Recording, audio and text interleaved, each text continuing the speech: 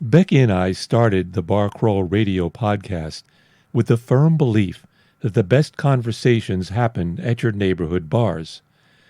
But all our great Upper West Side bars are closed. Poor bar owners, poor bartenders, poor bar patrons.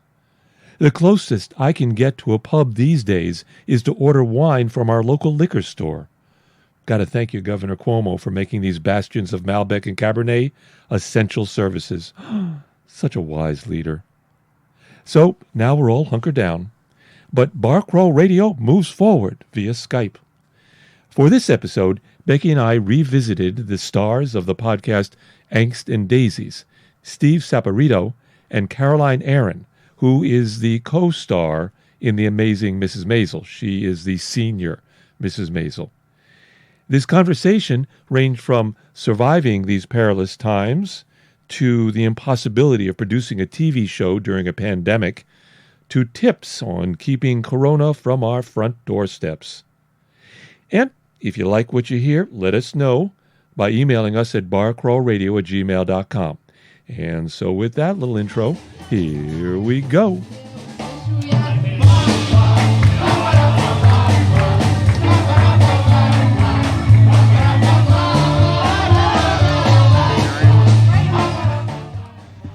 You guys sound like you're in the room. That's good. I'm here. Hi. Hi. How are you? There you are. Did you see me? Okay, Oh, we can see you. Yeah, we didn't turn our camera on. Turn the camera on, Al. You always because keeps you the camera off. would just see me, wouldn't see you. That's okay. No, but you're the pretty one. I'm not. Please. Fine. Who even cares? The beauty highway is shut down. We can't have our nails done. We can't have our hair done. I know. Right. What happens? I don't know how to get this My gel hair. off. Your hair looks great. Hello, everybody. I'm so Hi. glad we're all here together.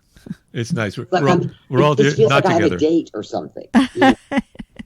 I'm very excited. Steve, can I hear you? Because I hear Alan great. Can you hear me? Yes, perfectly. Okay, that's how I sound. Okay. Now, You sound good. Can you do something better than that? I don't like that sound. It's a different voice. Something. Can you beat Cary Grant?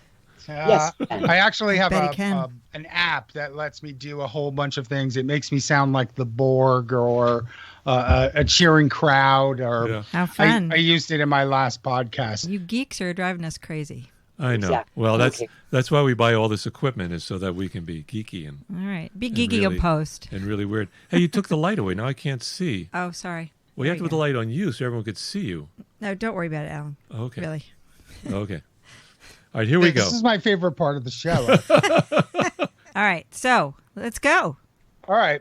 So All right. we're gonna pick it up from like after I do all the introductions. Hey Caroline, how are you? Hi, Steve. It's a little different today because we're in with back with Alan and Becky. Hey guys. Hi. Hello. How you doing? Well, we're not really in together because we're sitting in the Windermere Hotel on the Upper West Side. Yes. And Not you- anymore. I don't think it's a hotel anymore. Yeah, and you all are sitting in two other places. Where are you? I'm in Midtown Manhattan. All right. And I'm up in the Bronx. Right. And we can see your apartments. We didn't turn our camera on, so Right. we're Skyping this dual podcast between barcrawlradio and Angst and Daisies, and we're thrilled about the fact that we're in a pandemic. Isn't it wonderful? Well, I actually thought of you guys when this happened because, our podcast, the conceit is we get off the couch and into the street, and that can't happen anymore, Yeah. at least for a while.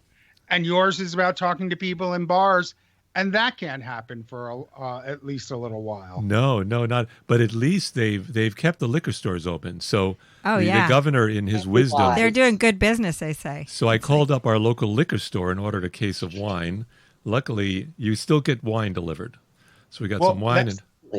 That's the real question: is what are you drinking now? I'm drinking a Malbec. I don't have the title. You had that one when we met. It was a Malbec, I believe. Usually when I'm at Gepard's, I drink beer. Some kind of beer. Yeah. And you had a We probably talked about it though, because that is his favorite one. tomato juice and vodka, I think, or something. She had a Bloody Mary. Caroline. I had a Bloody Mary, an afternoon Bloody Mary. Yes, That's right. Continue to drink, and I'm not really a drinker, but I think this pandemic could really convert me. Right. So we're having problems getting food delivered, but there was no problem getting a case of wine. Right. It was easy. At least we know the priorities are straight. So what are you drinking, Steve? Well, for the occasion, I've made a Manhattan. Oh, nice. Manhattan. Nice. My Yeah. goodness. A bourbon Manhattan or a Hennessy Manhattan Manhattan? is bourbon, sweet vermouth, and bitters. You're talking to Yes. a former bartender here. You could be Steve. Hennessy. Cherry You could and do. There's other things you could do to that drink, but yeah, that's the And norm. What are the other things? Hennessy. People put in cognac sometimes. Oh, interesting. I used to love Very Manhattans. grown-up drink. Caroline, what are you drinking? I'm having Diet Coke, chicken noodle soup, and coffee. And those are I'm having a lot of liquids. Right. Not all in one glass, right? They're in separate No. It's vessels. like a tasting menu for my, my drinking pleasure. Are you- I have been drinking Bloody Marys, though. And what we have been doing at night is picking a movie, getting a cocktail, and pretending like we're going to the movies. Like Very not nice. multitasking. Very nice. That's great. So what have you been watching? Okay, so last night's entertainment, as an example, we watched Elaine Stritch at Liberty, which was a filmed recording of her live performance at the Old Vic in England. Oh my God. And it was Stephen Sondheim's birthday, 96 years old. And so it's sort of the history of Sondheim and Elaine Stritch's partnership in the Broadway musical theater. So that was that's a very niche recommendation. May not interest a lot of people, but we had a blast. And We it's called laughed. At Liberty. Is like that is the definition of a gay old time. That was a gay old time. You betcha. You betcha it was a gay old time. Where do you watch it on Hulu or Amazon Prime? Amazon Prime. My Great. former employer. And may I just say, Yeah. Yeah. Wait. is I want to get to that, but shouldn't we talk about the films we're watching? but no. Caroline brought it up. What's happening with Mrs. Maisel? I guess you guys are in well, hiatus we now. got an email, let's say 2 weeks ago. Isn't it amazing, you guys, how there will be some brilliant mathematician or scientist talk about how now time has different quantity. Like 2 weeks now is a much bigger section of time than it ever was. You got it. Yeah. So 2 weeks ago, we got an email saying that we would be expected to start rehearsing around May 25th, and we would start shooting around the 1st of June. The writers and costume people were already back at work in pre-production. Then a week later, again, a lifetime, because it was a week ago, we got an email saying that Amazon had said that they wanted to push our pre-production ahead 3 weeks. So now we were looking at starting rehearsals kind of the middle of June. We'd start shooting around the 1st of July. That was the last update other than rumors. And the rumors... They haven't contacted you? No. Wow. No. Nobody knows nobody knows. That's the Except problem. for Donald Trump knows. He said it's a robot. Well, he's the He said- smartest man in the world. No, but I mean, like, okay, so we're talking about in the Hollywood world. In other words, people don't know. No one knows. Yeah, no one knows. Okay, there's I've got a. Go ahead, there's two Caroline. things that are having to be sort of navigated. So if you think about all entertainment product, if it's the theater and it's live, or a concert hall or whatever, that insists on an audience, which is a gathering of people, Right. lots of people. So we have no idea when that will be a safe thing to do. So all live performances are in limbo. And Right. I would say they're going to be the last to come back. In terms of other entertainment content, like films and TV shows, well, it takes hundreds of people being Right. together. Right, and you can't do that. Not thousands. But no matter what, anything that has to do with entertainment is a team sport, other than, I guess, if you're a novelist or a poet. So I don't think anyone knows. I know many of the Broadway shows that shut down, when Cuomo made the order to shut down Yeah. all of those venues. A lot of them are not going to come back. They were either hanging on Right. Or they were hosted. Now, there's one show that was having its first preview the night of the shutdown. They're not going to open it at all or go back to the rehearsal. Who was that? That's Virginia Woolf. Oh, wow. Who was in that? Talk about a niche. Yeah, that's a niche. Right. Laurie Metcalf and Oh, she's great.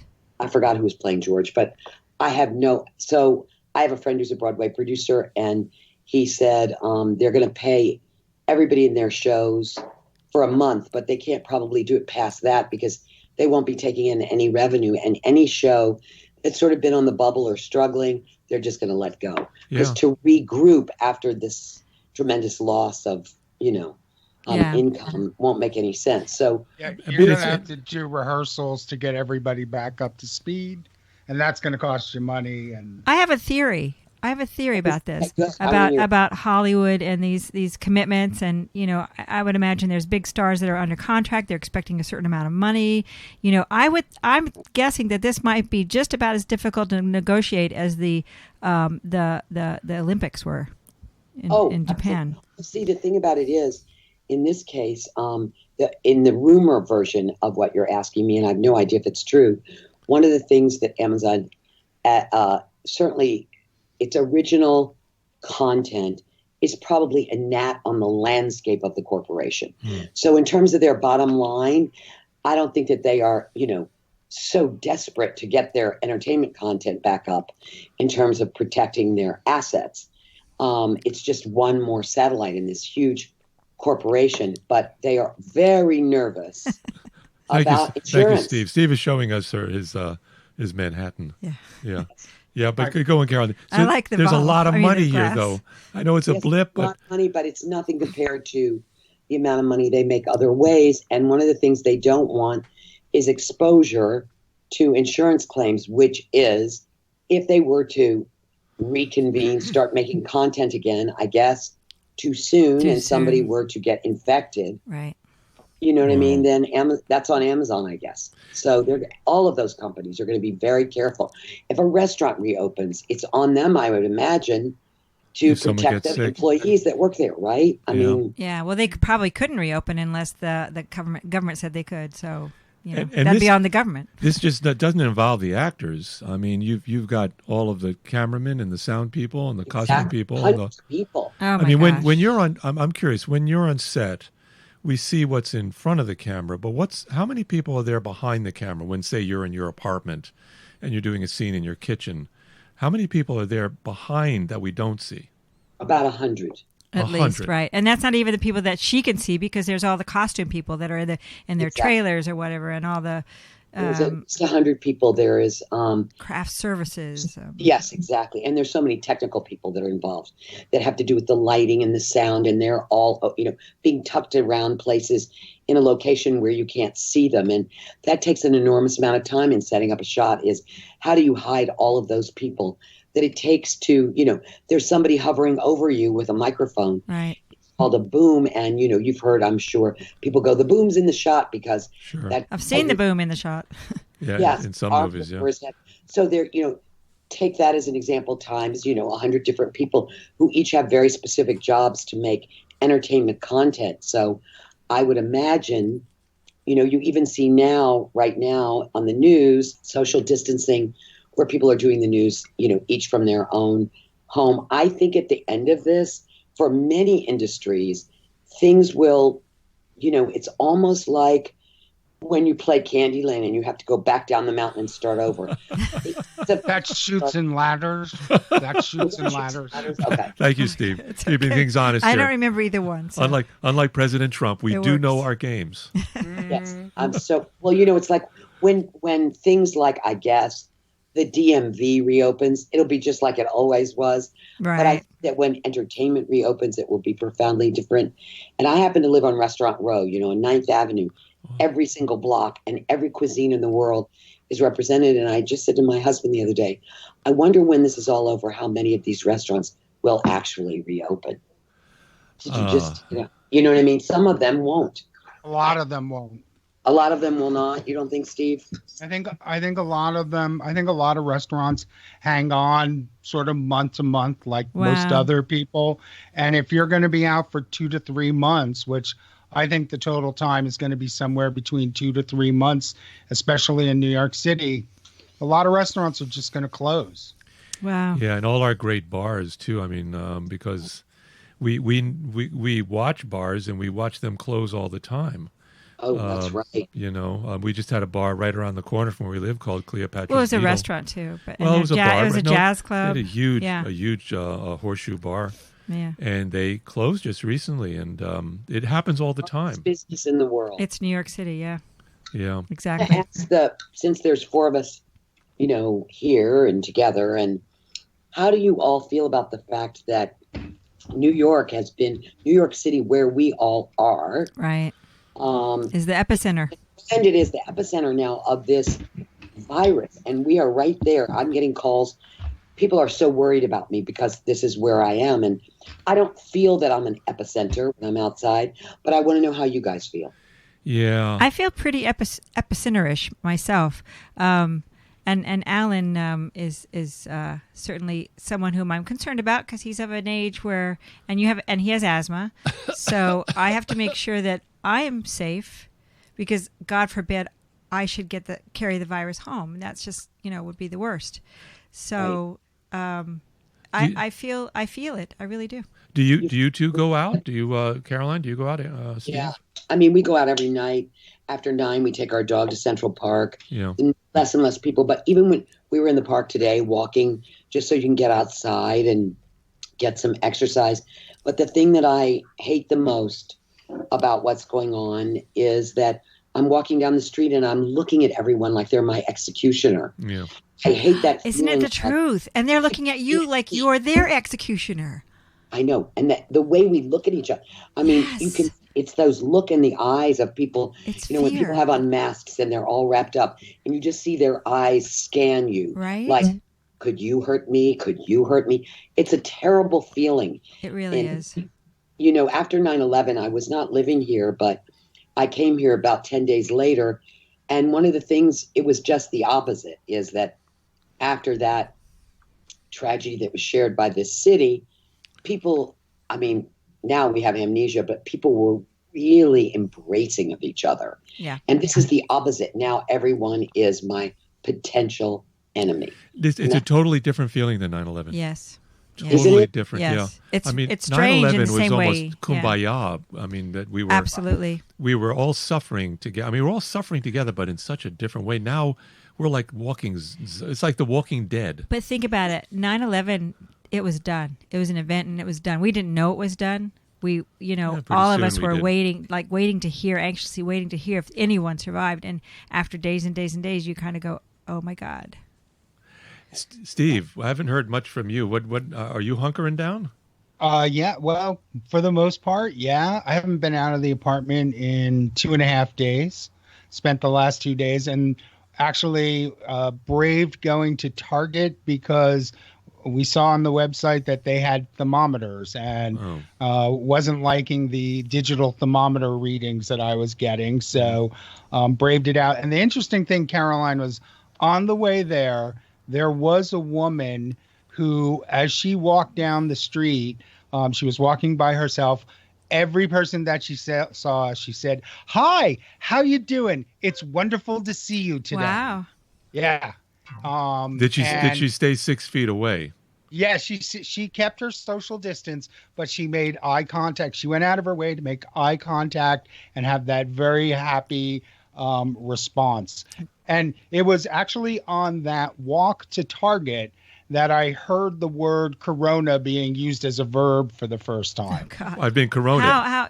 It was the by the mall. There are a group of taxis that they're like taxi for people with bags. And the taxi drivers were having a fight. And the one guy was like, your name's not on the list. You have to wait because the list. And the guy looks, he goes, "You can take that corona list and shove it up your ass." No, now that's an adjective. It's not I'm a teacher. Sorry, an adjective. Okay, that's okay. I'm sorry. I want to know how you do the corona. I want to. Sorry, yeah. Well, that's a noun. I got my parts of that's a speech verb. wrong. Right. I know someone who's been coroned. I mean, there you go. That's a verb. That's there a verb. There What do you think's going to happen to Corona beer, Alan? I heard that people weren't buying it, but I've seen people buy it off the shelf, so I think that it's going to do okay. I mean, they might have to have a name change. I think so. Yeah. How could you be? That's very good, Caroline. What is wait? What is Corona? Beer. What does it mean? Corona means What a crown. does it mean? Means a crown-like Is it really? shape. I think so. Right. Yeah. Yeah. Like the corona, like when there's an eclipse and the sun peeks out around the moon, that's the corona because it looks like a shining Okay, crown. so that's the beer too because of the sun or something, I guess. I guess you're right. Yeah. I never thought. I mean, Okay. they're totally out of business. Wow. They're out of business, but they should have a contest. I don't know. I think a lot of those kids that were down in Florida on the beach for spring break were all corona. Oh yeah. Yeah, they were coroned. Absolutely. Yeah, they love the corona. It's like they don't care. I would like to drink a toast with a Corona beer when this ends. 2 Corona ending. Yeah, I don't have any corona beer Well, with what's me. that? Could you guys talk about that? This is my pop quiz to everybody. Yeah. I'll start with you, I guess, Alan. It's a jelly beans in the jar guess, but at what date do you see yourself sitting in a restaurant having a meal with your wife in New York City? Oh God! Well, one, it's a bar. It'd have to be a bar. I want to sit back at Gephardt's where we did our first podcast. So how might you be doing that? I worry about Matt Gephardt, who's the owner. When would that be? You know, that's Caroline. What a question. Just jelly beans in the jar guess, like July 15th. All right. July 15th. See, I'm more of a pessimist. I see it more like in August. Well, I was reading an article today about a man who's American, living in China throughout the whole virus in China, and he was talking about the lockdown that he had to live through. He was concerned about America because he doesn't see us doing the same thing, but I think it was 10 weeks. 10 weeks. What week are we 10 on? weeks. What week are we on now? Yes. What is our timing? I can't figure it out. I mean, we're easily a month into it. No, aren't we? I don't think so. I think this is not. No, I think this is. No, technically, we're into the second week. We're in the second week. Yeah, that's but it. The difference. Well, it's that time thing that Caroline was saying. Time is totally changed now. Right. Yeah. But the difference is when they locked down in China, public transportation stopped. You couldn't be on the street. Yeah, that's the thing. That's what he's managed saying. Food distribution that came to you. Like, you know, when the Chinese official went to Italy, he was like, "Are you people insane? Like, you're not locking down. This is not closing the situation down." So we should look at how long it's taking for them because we're more like them. We're more like Italy than like China because, and they're still going. They dipped and then they had their highest death rate yesterday. The day before they dipped and then they came back up. So we're I passed the park and people were playing baseball. You know what I mean? Yeah, exactly. 2.5 days ago. So. That's what this guy saw on social media, and he says, "You guys are not going to make it." I think if we looked out the windows of our apartments right now, we would see people on the street. I mean, there are maybe exceptions, but I mean, it is like The Walking Dead outside. Steve, stop scratching your eye. Don't touch your face. I'm inside. Yeah, I'm inside. you can do it inside. And that's the weird thing. It's like now the moment I walk outside, every area of my face itches. It's like whatever. And my eyeglasses start falling off. And my eyes start tearing. It's crazy. It's really bad. And is your ear part of your face? I think it is. Touch your ear. No, can you scratch your ear? I think you can scratch your ear. No, everything's connected. No, the ear bone's connected to the throat bone. The throat bone's connected to the eye bone. It's not. It is an ENT, ear, nose, and throat. You know. I think it's all connected. Yeah, but you have the eardrum.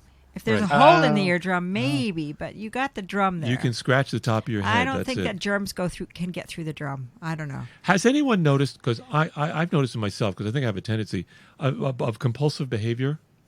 Of like, how do you tend to? I mean, I know we're washing our hands. Like touching your face when you go outside.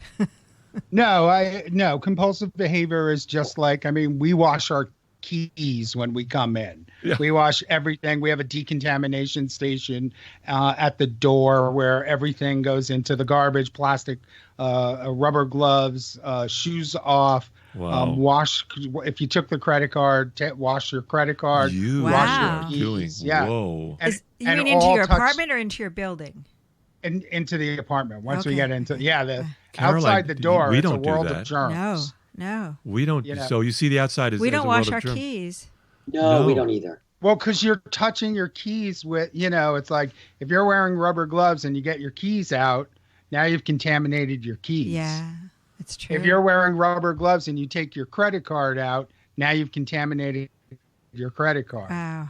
Steve, you're not making me feel good here. Well, I'm just saying, you asked about compulsive Educating behavior. people. Yeah. So, but that's not really compulsive behavior in these Carolyn's days. saying something. Yeah, look, I just was going to say, I didn't understand. The penny just dropped for me. I've been wearing rubber gloves for every time I go out for about a week, but it didn't occur to me until a few days ago. Just because I have on rubber gloves doesn't mean I can scratch my nose. That's right. The point is Right. right. that Yes. gloves is being kept from being on my fingers, but I go, I have on gloves. I can do whatever I want. Oh, No, yeah. no, you're not Superman because you wear rubber gloves. It's Yeah, hard. it's It's like we're a science experiment or something. I know, and it's also so invisible. That's why I said, do you guys feel epicenter-ish? Because when I walk outside, I live in Midtown Manhattan. There are people, not a huge amount. And now the Whole Foods, which is like 2 blocks from me, now has, a big sort of yellow crime tape across the front door where you would go in to get on the escalator, and huge lines because they're only letting in 10 people at a time. So now you have to wait in line to shop. But then when you're waiting Yeah, in but line, you're waiting in line. you're not 6 feet apart, which is crazy to me. I know. Well, this line was very spread out, and Oh, that's good. And I don't know. I don't know if I'm doing everything right. I do know that, yes, there are people who say, we're doing it wrong and we're not rigorous enough. But New York is shut down. Really, it is. Yeah, but You're I'm right. afraid we're not shut down enough, and I think Steve is going to be the only survivor. And Because you're going to be he living. washes his You're going to be keys. living in the city by yourself because I am not washing my keys or my credit card. All you have to do Yeah. is take a little spray bottle and put like a tablespoon of bleach in a water spray We bottle. already have that. And We spray already them have down that. and Yeah. wash it and just wash your keys. Just spray them. But the credit card? Spray it, babe. Well, if Just spray if it. you're touching it with your hand with a rubber glove on, All right. if your glove is contaminated, you're transferring. The Okay, so what if? So we Wait. wear cotton gloves. So what if we take the cotton gloves off and then touch the credit card, hand it to the person, No. and then put the rubber? No, because you're It's putting too a credit much. card into the slot. You don't know what credit card's God. been in What's there. it? Yeah, you don't know what. Yeah. Yeah, you don't know Oh, what slot. God. You don't know what it's on that person. You don't know where that slot has been. I'll be seeing All you. right, in let's talk. You said you want to talk about obsessions, and I don't think this is an No, obsession. I'd seem I pretty think obsessive, you- but it makes sense. I went to the CVS drugstore at 57th Street, and I went to pay for a prescription. This was yesterday. And they have those card machines on the counter once they hand you your script. But now they have tables way out from the counter Hmm. onto the floor Mm, of the store so that you're about 10 feet from the cashier. right. So do you pitch your card at them? Just throw it at them? Just throw the card at them. Throw it in. Just, yeah.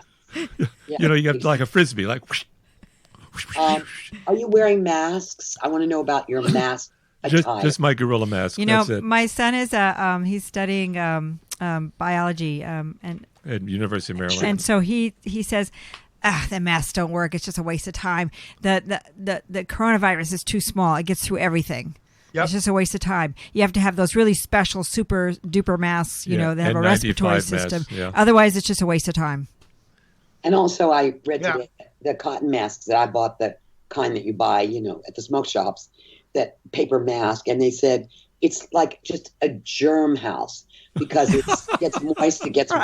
wet, That's right. it's right next to your nose and mouth. It's like a hothouse for germs. Yeah, It is. yeah. It truly is. But isn't it wild to walk down the street and see so many people that are all wrapped up and in masks and darting Yeah. around, and Yeah. it's It makes It's them the- feel better somehow, I guess. yeah, oh yeah, it's a I don't know what is on the other side of this. And will we have the same amnesia that we had after 9/11, which is, if this is all said and done, let's say it's a year where life is very different from January to January of next year. Yeah. By about March, do you think everybody will have forgotten? I think it's a tendency in our time to forget. And it may not be March, but 2 years from now? No, 9/11 changed the world. Wait. You can't, 9/11 changed the world. Individuals maybe have amnesia, but 9/11 definitely changed the world. I don't think so. Absolutely. I teach at John Jay College. 9/11 is about 20 years out. Oh, no, 19 years out. but... Wait a minute. No, history. My students were not born. But of course they don't remember. It's not they don't about remember. that. It's not about the fact that they remembered or not. It's about the fact that the effect that 9/11 had on the world. And things changed drastically after that, and especially in this country. Well, so how could they remember? They weren't around. Well, I think in the end it doesn't. Go on. Will this change the character of the world? If 9/11 changed the character of this country, and I think in some ways you're right, for the worst, not for the best. I saw Dennis Miller speak in LA right after 9/11, and he had gone from being a lefty comedian to a right zealot.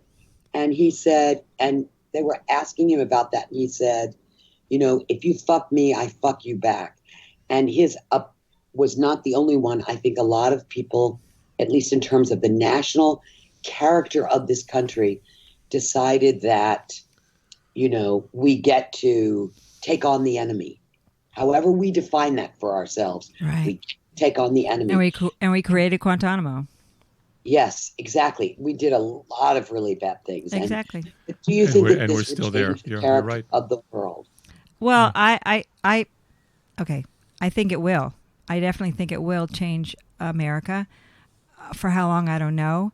But certainly one of the things that's going to be examined and re-examined is how our country handled the epidemic.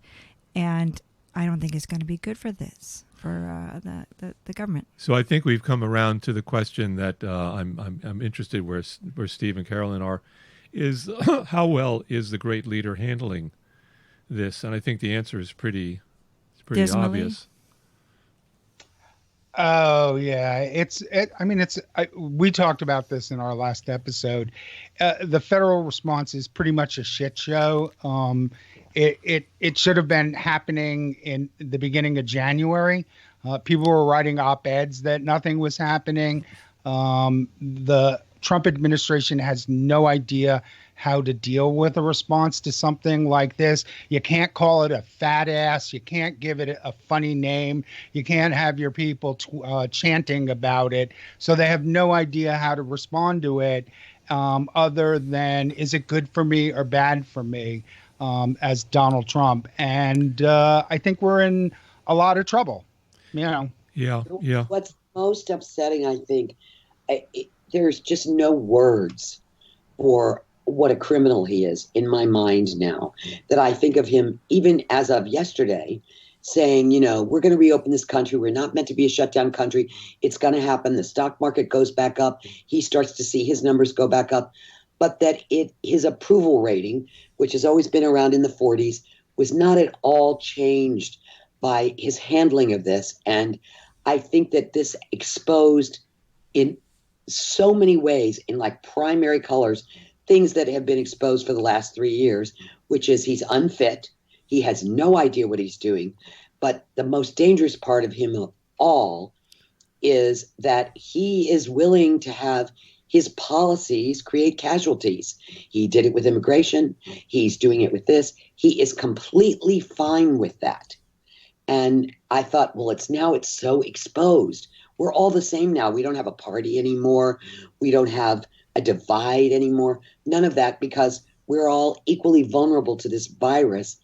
And yet he has managed to coerce it and co-opt it politically in a way that if it's hurting him politically, he will create any narrative he needs to, even if it endangers us. And there's one other point to that, Caroline, is that there are many people out there who still believe him, and they like what he's saying, and they live according to the Trump, doctrines of, the Chinese flu and, the evil Mexicans and the other is out there to get you. And, watch out, your daughter's going to be raped by the evil immigrant. And he will look for scapegoats. And that narrative is believed by many, many, I'm going to call them Usians, because we're... Define. A Usian is someone from the U.S. We're all... Canadians are Americans. Mexicans are Americans. Yeah, we can't call Americans. ourselves Americans. Yeah, we've co-opted the term American. That's so interesting. So I now call us Usians. And it really works Alan because and Chris Brown made that up. We are users of the world, and we have been users of the world for a long time. So I'm trying to get the Usian idea out there. It's a great idea. I like it. I like it, and I think it's profound. And you're absolutely right, especially in the day of Trump. Yeah. Yeah. I thought, in a way, nothing brings people together more than a common enemy. They sort of know that. So I thought, I was speaking to my friend who lives in Israel, and I said, well, so what's happening there? So all of, that's a conflict that is ongoing about where the boundaries are, where the land is, who owns what. And she said, you can feel it being erased because they're all on top of each other in the West Bank, and yet they're all vulnerable in the exact same way, right? All interdependent. And so maybe, who knows, maybe some good will come out of that. Yeah. But I think that when you said there are still people who believe him, that's why I think fame is a responsibility. It is a responsibility because people will believe you for no good reason. And he is not willing to take responsibility for his power. What I mean by that is he will exercise it no matter what to its absolute outer limits. And whatever the casualties are within that exercise, he's okay with that. Yeah, well, he's not to blame. He's already said, I'm not to be blamed for any of this. And, Steve was trying to explain to me what Fauci's role was. And I said to Steve a week ago, I said, how come he gets away with, speaking for Trump and contradicting Trump? And guess what? He stopped getting away with it 2 days ago. They said he has been silenced. Yep. Well, he was up there today, apparently. But they've really reeled him in. And Steve said he's walking this very fine line of trying not to contradict Trump while also telling us the truth, which is a very hard thing to do right now. So, Steve, talk about Fauci. I mean, Dr. Fauci, who's been telling us the truth. But I've noticed lately he's been he feels a little like there's a little something covering his mouth now. Did you sense that? Yes. Well, he doesn't. The thing that well, first of all, he's a Goomba. He's an Italian guy from Brooklyn, which is a good thing. And he's like one of our premier. I do love that. He's like one of our premier immunologists, and he works on epidemics and pandemics. And he's like one of the smartest guys we have in the country. And he doesn't jump out to correct Trump. He just makes sure that he steps up to correct the record. And that's what Trump doesn't like about him. Yep. Yeah. You know what they said today, I read, which was very interesting. They said that the media is responsible for him being, sort of demoted in terms of his prominence at these press conferences, because when they have him on by himself, they say, well, Donald Trump said that and you said this. So who's telling the truth? And they said to the media, it was a call to the media to back down and do not constantly characterize him as being in opposition to the administration. If they would just quiet that a little bit, maybe we could still hear from him. Because in fact, we do want to hear from him. Yes, we do. And not Trump. So, right. Yeah. So let me ask you this. Who do we want to hear from? Let's say we were in a better world than we are now, and we had a leader who actually was talking a way that kind of like made us feel better, in the sense that, you know what I'm saying. Who do you want as a leader? And you can pick anyone in history, anyone living today or in the past, or you can even make them up. Like, for instance, for me, it's President Bartlett from the West Wing. Yeah, I'm there with you. Who's President Bartlett? From the West Wing. West Wing, the TV show. What's the actor's Martin name? Sheen. Martin Sheen. Yeah. Martin Sheen, okay. Right, Who's a great American, yes. or Usian. I've seen him at protest marches, Martin Sheen. He's the best president we never had. So besides President Bartlett, who would be a leader that you would yearn for at this moment? I would say, for me, it's Hillary, because this is a worldwide pandemic, and she had a relationship with the world. Right. And I think to be able to have a dialogue with the brain trust of the world at this point, no matter what their country is, no matter what their politics or policies are, in order to create a dialogue among everyone who is being affected the same way, I think she would be so valuable to us during this time in terms of that part of what I need. The other part of what I need is I need a mom. I need my parents. I need somebody to tell me it's going to be okay. And when I think of that person, I wish it was Obama. I keep thinking about Obama's administration. And, the only thing that I tell my children is there is one thing we know for sure, which is it will be over. We don't know when. We don't know what the final count will be. Yeah. But it will be over. And you have to just know that this is not the way the world will be forever and ever. And that's the only thing we know. And Steve, who's your dream leader that you would like to listen to right now? You stole it. You literally stole it. I always say I would really love to have President Bartlett. I don't know that there's any person out there. Caroline and I were discussing it, and I did say this. The sad thing about the last election is that this particular moment, Hillary Clinton's skill sets are particularly good to achieve the best result for the country. And it's kind of sad that we don't have the best possible person doing the job right now.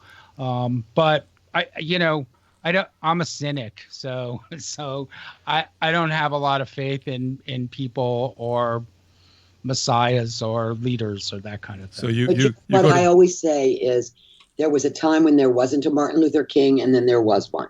There was a time when there wasn't a Gandhi, and then Gandhi showed up. There are people throughout history who have showed up and literally changed the direction of the tide.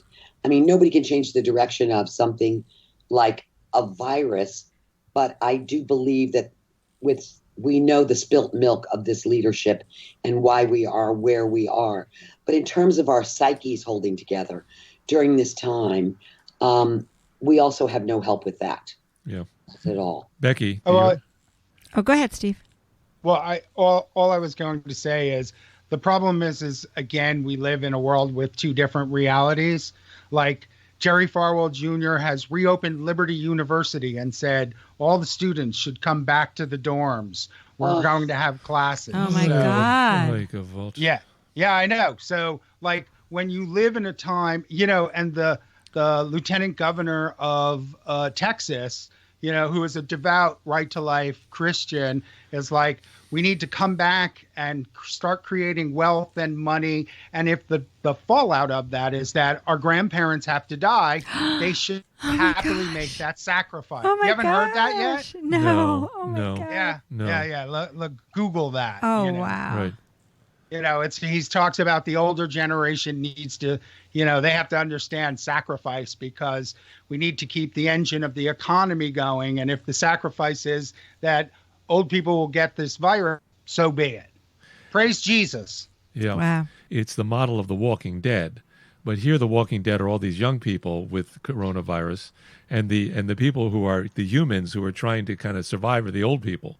Yep. And they're trying to run away. And there's got to be, we have to give value then. We have to give value back somehow. And Becky, who's your president?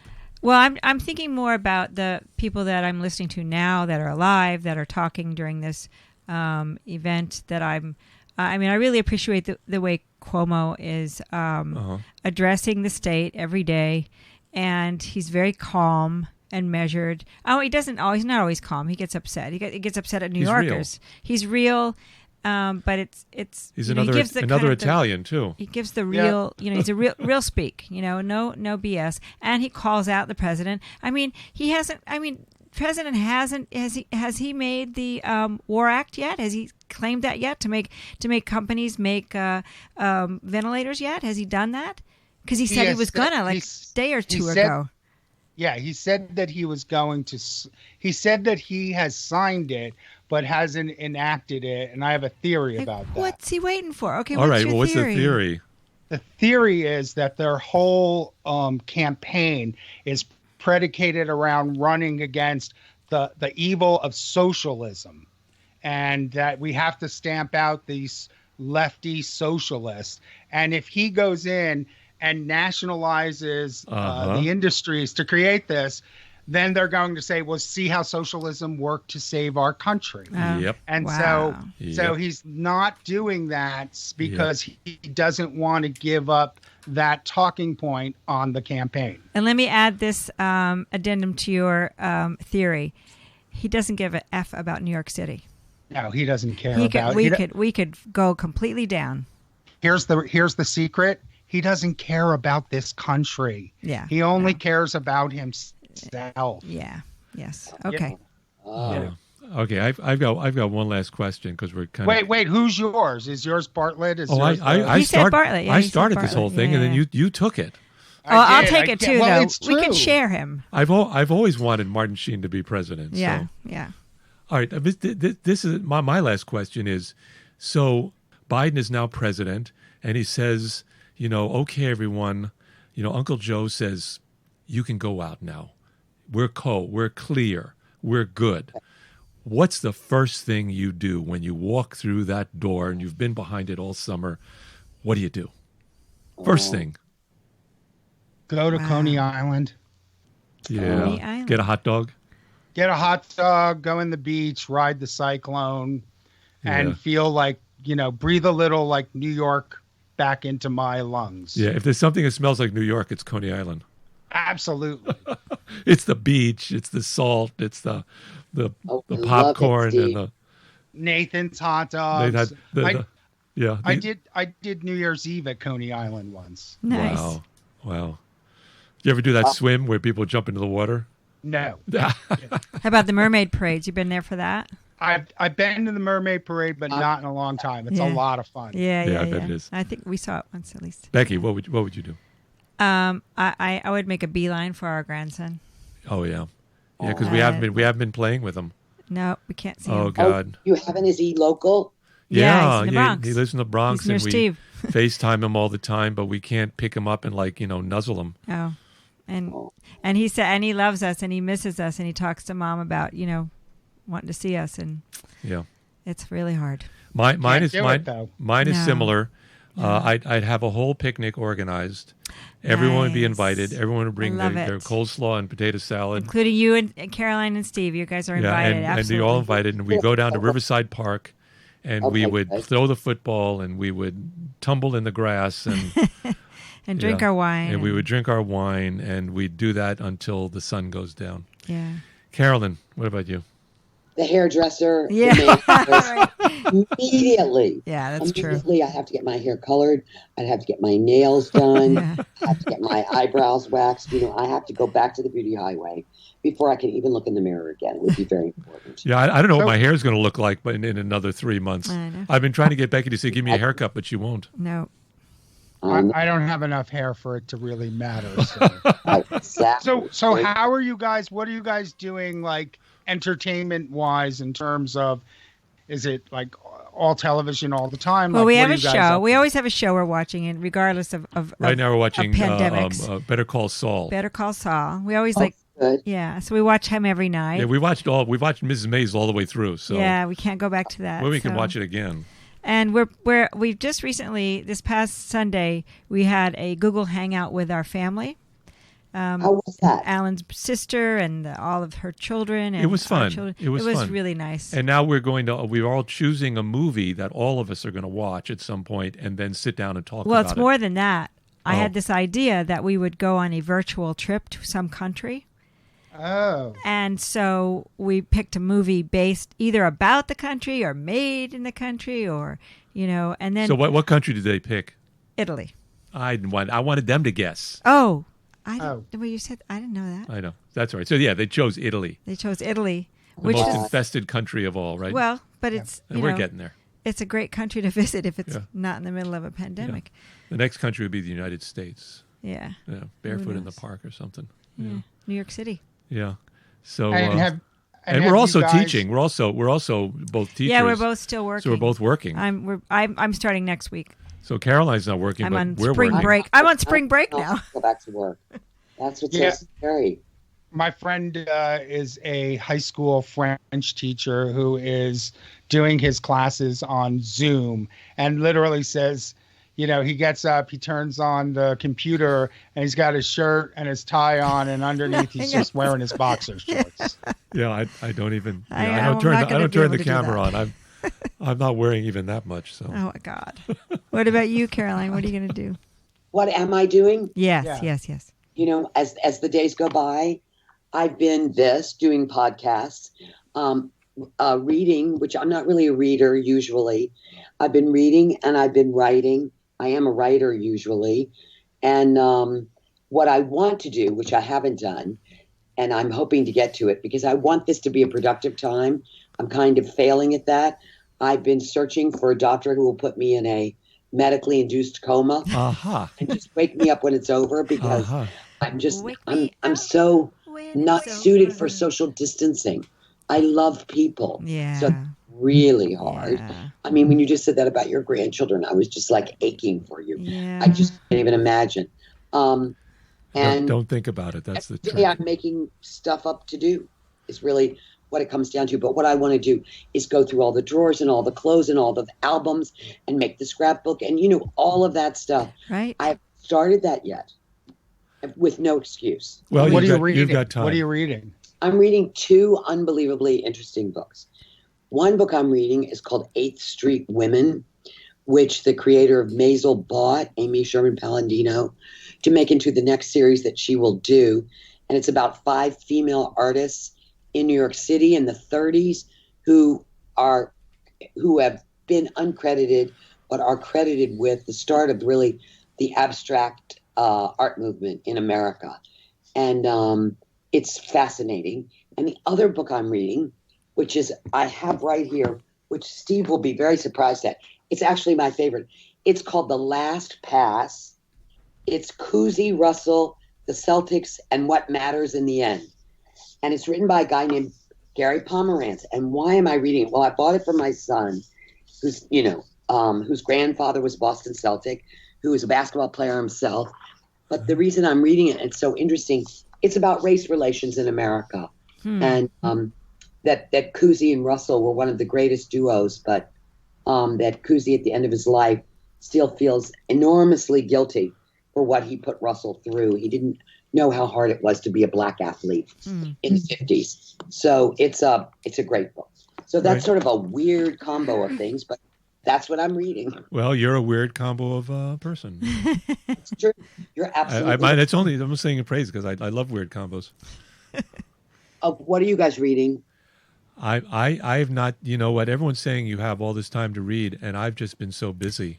He's been on he started a new podcast. I started a new podcast called Hunkered Down, and I'm trying to talk to artists and singers, and because I know they're not performing now, and actors, and I want them to kind of let it out on Hunkered Down. So maybe I'll contact you and see if I can get you on and do and do one a of our piece. great playwrights just died about an hour ago. Terrence McNally. Oh my God. From the virus. From the Florida. virus. Oh my gosh. Terrence had been sick for a long time. He had lung cancer. It's been about 15 years, so it's kind of sad that this is what took him down. Wow. Well, he's been fighting and writing, but this was it. And a friend of mine said to me today, you see, if you guys could explain something to me, it might help the listeners. I don't understand when there are no tests, why the numbers keep escalating as rapidly as they do. I don't really understand that. A friend of mine called me and said, I'm so mad at Rachel Maddow. And I said, why? And he said, because I stayed up all night and I had an honest to God anxiety attack because, the predictions about what's that we are not where it's going to get so much worse. And I don't know when it happened, what date it was. Again, time has taken on such a different, complexion, but right. They did close all of the theaters. They did close all of the restaurants. They did close all of the bars in New York within the last 2 weeks. That was a way of flattening the curve. Is there no way to measure whether any of that helped? Well, you can compare to what they did in Wuhan, in which they, I heard they soldered people, they welded people into their homes so they couldn't leave. I mean, they were really, really strict. Yeah. And the outcomes were good. The outcomes were positive. I mean, the virus went down. We're not, the United States, we have no way that you are going to weld people into their apartments. It's not going to happen. What we've That's done the in New York problem. City is pretty extreme in terms of the heartbeat of the city. So if you're telling me that all of Broadway being closed, which means none of those people are coming in contact with each other, it doesn't mean that we are as vigilant as we should be in lockdown. But have any of these efforts made a dent? That's what We'll know in 2 weeks. Caroline, I look at it like we've cut an artery, and what we're doing is we've got a bandage and we're putting pressure on that wound, but we haven't cauterized it and we haven't sewed it up yet. The things that's been the most upsetting to me is there's no narrative. There's no standardized way to behave, to understand this. It's like, as you choose your channel to hear what you need to hear during this time. I didn't even understand social distancing for a while because there were so many different versions of what it meant. Right. Because there's no federal voice. There's right. no, overall discussion. Which is the problem with the whole situation. And on that bright point, I want to say something that's very happy that Steve has taken up arms against this period of time and sent me a picture the other day of fresh baked bread. Did you learn how to bake bread? I did. I learned how to. My response has been to bake cookies and think about things like that I would never think about doing. It was inspired by going to the market and there was no bread. Yeah. So we ended up buying the flour, the bread flour, and the yeast, and I gave it a shot. And yes, for a first time, not bad. Not all right, bad. and you know what, Steve? I'm really happy for you, but I can't eat it. All right, How was it? You can't You said share it was it not with bad. us. We can't break bread. So when we have the picnic, you're going to bring some baked bread. I will bake my baguettes. There you go. Yes, we should all make a commitment to learn one new thing. Okay. All right. Well, together live. Why we'll hunker I'll study down. Latin. How's While we're that? hunkered down. Yeah. That's Wow. what I'd like to do. I'd like to do that. Right.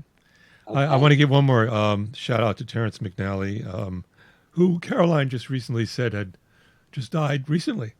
Today, an hour ago. Right. I was just reading about him while we were talking. From the Dallas, the Dallas, Dallas Morning News writes, the coronavirus has now claimed a major figure in the arts. One who spent years growing up in Texas, playwright Terrence McNally, a 4-time Tony Award winner, died Tuesday. He was 81. Oh, Tuesday. The quintessential man of the theater. It's today. And I mean, if there's, maybe we can do a shout out to Terrence McNally, wherever you are. Giant. Yeah, really. Play off Broadway, Frankie and Johnny and the Claire de Lune. Yeah. So I knew Terrence, and he was one of our great artists. And let's hope that this is not part of the narrative. Thank you very much, Caroline Yes. Aaron and Steve Saporito. And I'm Alan Winson, and Rebecca McKean is here. And this is a dual podcast, Angst and Daisies on one side of the city, And barcrawlradio on the other side of the city. in our own homes. all hunkered down. Yeah. Yeah. And we should do this again. This was a lot of fun. Yep. A lot of fun. We had a good time. Great way to spend some time. Yep. Okay. And hopefully we'll get to do an episode again in the bar. Yeah, absolutely. Thank you. Yes. Don't All right. forget. Thanks, guys. All right. Thank All you. right. Bye-bye. Bye. Bye-bye.